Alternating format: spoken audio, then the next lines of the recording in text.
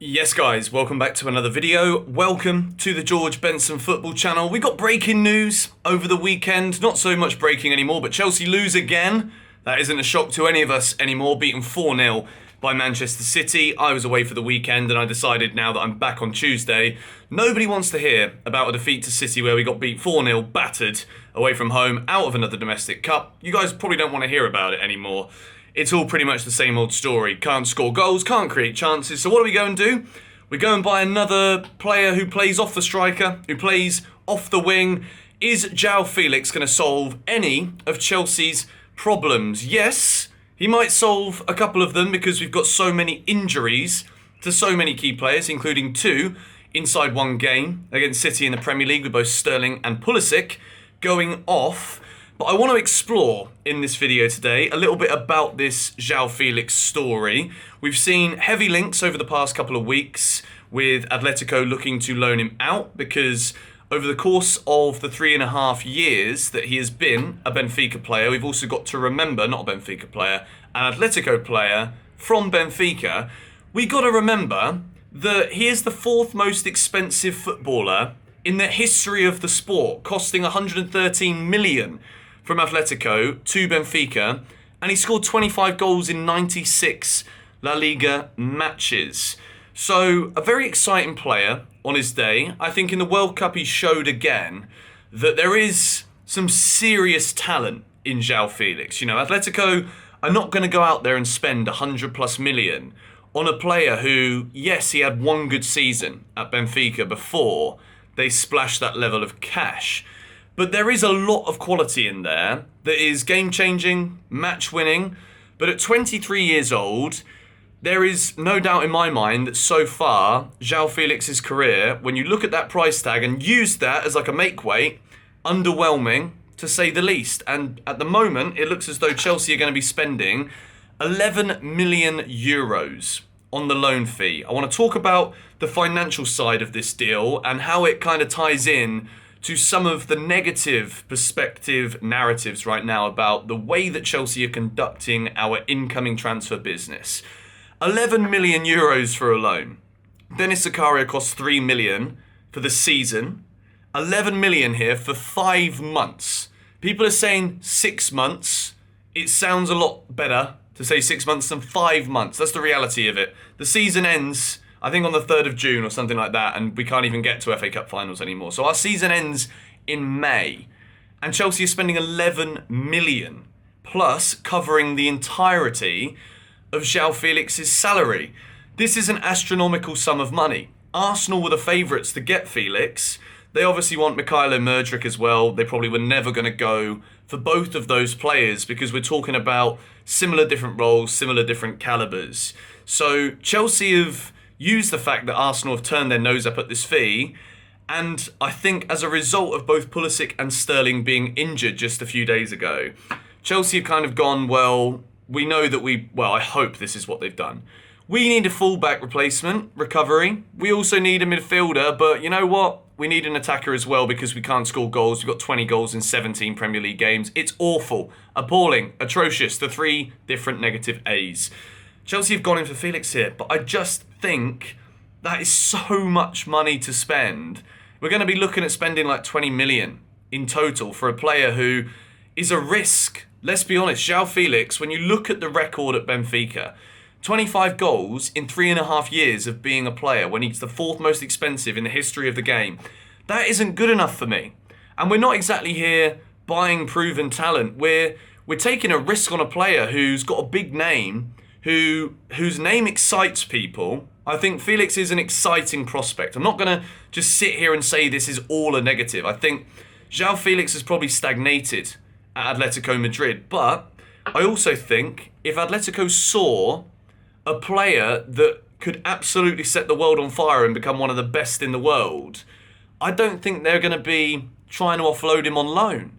And he did score, I think, 2 games ago at the end of December for Atletico Madrid. But for Atletico to be loaning this kind of player out, I just wonder if Chelsea here are taking a gamble on a player who doesn't really solve any of our issues other than maybe João Felix coming in is going to give a kick up the arse to some of the other forward-thinking players who just don't seem to have a care or a clue in the world as to how to operate as a goal-scoring forward.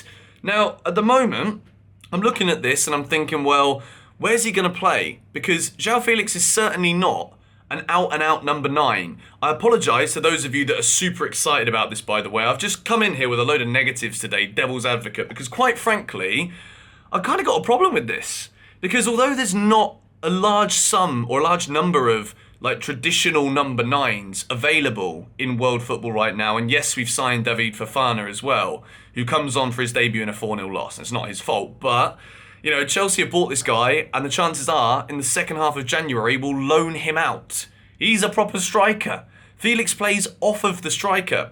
Aubameyang is getting substituted twice in a game of football. He is not the striker that Chelsea need. Kai Havertz, as much as I've been patient, he is not a striker. He's never going to be a number 9 that will be able to do enough in a Chelsea shirt to consistently deliver. That is not the kind of player he is. He's either at the wrong club, being played out of position, or whoever it is, Graham Potter, or if Potter doesn't last, whoever comes in whenever.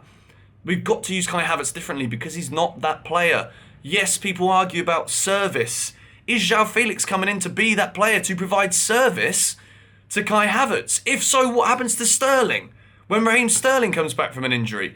What do we do about Mason Mount? Is Hakim Ziyech now once again going to be frozen out without even a consideration in this Chelsea team? I just think about the profile of what João Felix is, and I don't know if he's the right man for Chelsea to be bringing in. Yes, I think if you want to buy a number 9 that is going to help you compete for a Premier League title, January is probably not the time to do that because you're going to be looking at a Romelu Lukaku kind of sum figure of money. However, I just don't know if this is going to work. Once again, it's another big name that Chelsea are bringing in. We're talking about names here. I'm not talking about statistically pleasing fact with João Felix. We're talking about a player that could set the world on fire if given the right guidance and in the right team. A team that doesn't score goals, I don't think is going to bring the best out of this player. And even if he's not being bought in to score the goals, but he's being bought in as a creator, who's going to score? That's the biggest problem. So at the moment, I'm looking at it thinking, is this also a Graham Potter signing? Is this the kind of player that Graham Potter would want to come in and work with? I don't really think so either. So this tells me a lot about the current approach at Chelsea Football Club. At the moment, there is a matter of desperation as a result of the severe amount of injuries, the crisis that we're currently in involving injuries. But if this Felix deal is to go through, which at the moment it's looking progressively likely that it will, I really, really hope this one pays off because Chelsea have been waiting now for so long for a transfer that comes across as a masterstroke of genius when it comes to recruitment.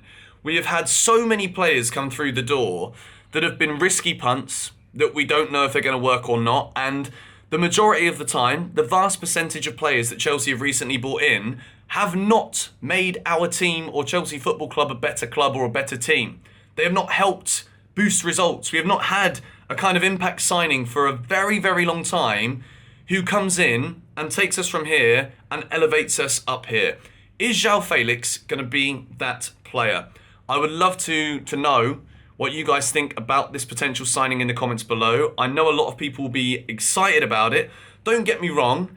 I think compared to what we're seeing right now, he will improve from game by game that we're seeing at the minute. I think he's an improvement on Havertz. I think he's an improvement on Aubameyang. But I just sincerely hope that Chelsea aren't just putting the money in there because he's available, and Arsenal would prefer to get Mudryk, and Man United are going for Weghorst from Besiktas.